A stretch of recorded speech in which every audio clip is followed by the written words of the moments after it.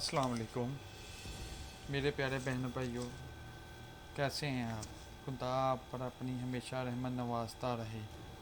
आज मैं आपको एक कहानी सुनाने जा रहा हूँ तो शायद आपकी ज़िंदगी बदल दे और आप एक नई राह पर चल सकें।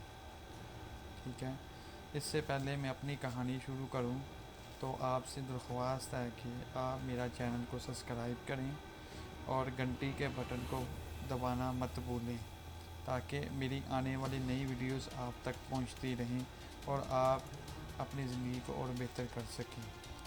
ठीक है, और मेरी इस वीडियो को लाइक करना और कमेंट करना और शेयर करना ना भूलें, ताकि दूसरे भी इस वीडियो से फ़ायदा उठा सकें। शुक्रिया। चलें अपनी कहानी की तरफ चलते हैं। एक दफ़ा का जिक्र है कि एक सहराई इलाके में एक गांव होता था। वहाँ एक दिन बहुत तेज़ रेत का तूफ़ान आया हुआ था। अचानक एक घर के दरवाजे पर ज़ोर ज़ोर से दस्तक होनी शुरू हो गई। घर में रहने वाला शख्स अचानक सोच में पड़ गया कि इस शदीद तूफ़ान में कौन बेचारा उसके दरवाजे पर आ गया और इतनी ज़ोर से दस्तक दे रहा है। और वो शख्स ये सोचता हुआ दरवाजे की तरफ बढ़ा कि आज इस तूफ़ान में जो कोई भी साहिल या जो कोई शख्स उसके दरवाज़े पर आया, जो चीज़ मांगेगा वो उसको दे देगा। बरखैर, जब उस शख्स ने वो दरवाज़ा खोला तो वो उस साहिल को देखकर हैरान परेशान हो गया, जो कि उसका अपना भतीजा था। चचा ने हड़बड़ी में अपने भतीजे से पूछा, बेटा खैरियत तो है? इस सख्त तूफ़ान में, इस तूफ़ानी रेत में जिसमें कुछ नज़र नहीं आ रहा, तुम मेरे दरवाज़े पर अचानक आ गए हो। खैरियत तो है? घर में सब ठीक तो है? भतीजे ने बड़े एहतराम से बोला कि चाचा सब ठीक ठाक है, घर में सब ठीक है। मैं तो बस आपकी बख्शिश करवाने के लिए इस तूफ़ानी मौसम में आया हूँ। मैं चाहता हूँ कि आप इस्लाम कबूल कर लें और इन बुतों को, इन पत्थर की मूर्तियों को पूजना बंद करें और आप मेरे खुदा जो वहदो ला शरीक है उस पर ईमान ले आएं, ताकि मैं अपने रब से आपकी मग़फ़िरत की दुआ कर सकूं और आपकी सिफारिश करके आपके पिछले गुनाहों को माफ़ करवा सकूं। ये सारी बातें चाचा चुपचाप सुन रहा था। जब भतीजे ने अपनी बात ख़त्म की तो आगे से चचा बोला, बेटे मैं जब दरवाज़े पर दस्तक सुनी तो मैं परेशान हो गया और मैं इसी परेशानी के आलम में दरवाज़े की तरफ बढ़ा और ये सोच रहा था कि इस तूफ़ान में जो कोई शख्स, जो कोई साहिल मेरे दरवाज़े पर इस वक्त दस्तक दे रहा है, मुझसे जो कुछ मांगेगा मैं उसको दूंगा, उसको खाली हाथ नहीं लौटाऊंगा। और मैं सच में ऐसा ही करता, मगर जो तुम कह रहे हो वो मैं नहीं कर सकता।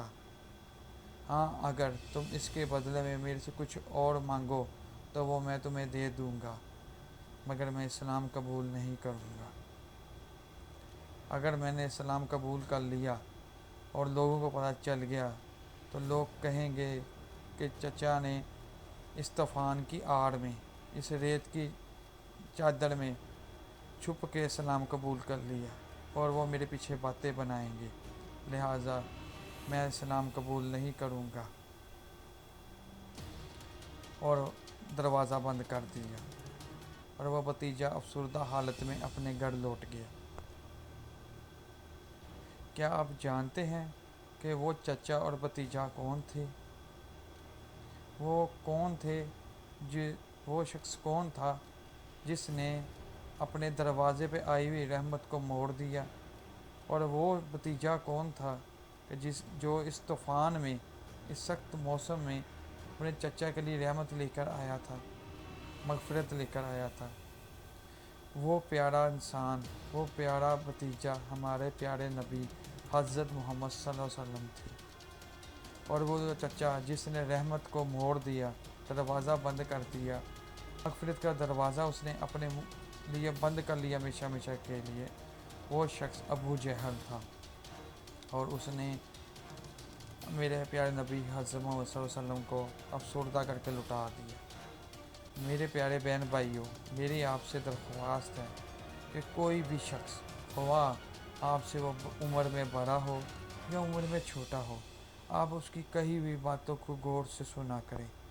क्या पता किस वक्त हमारा प्यारा खुदा, हमारा प्यारा रब अपने किस फरिश्ते को किस शक्ल में हमारे पास भेज दे और वो हमारे लिए मगफिरत लेके आया हो, और हम अपनी नादानी में उस मगफिरत को लुटा ना दें, मोड़ ना दें, और हम अपने खुदा की रहमत से मरहूम ना हो जाए।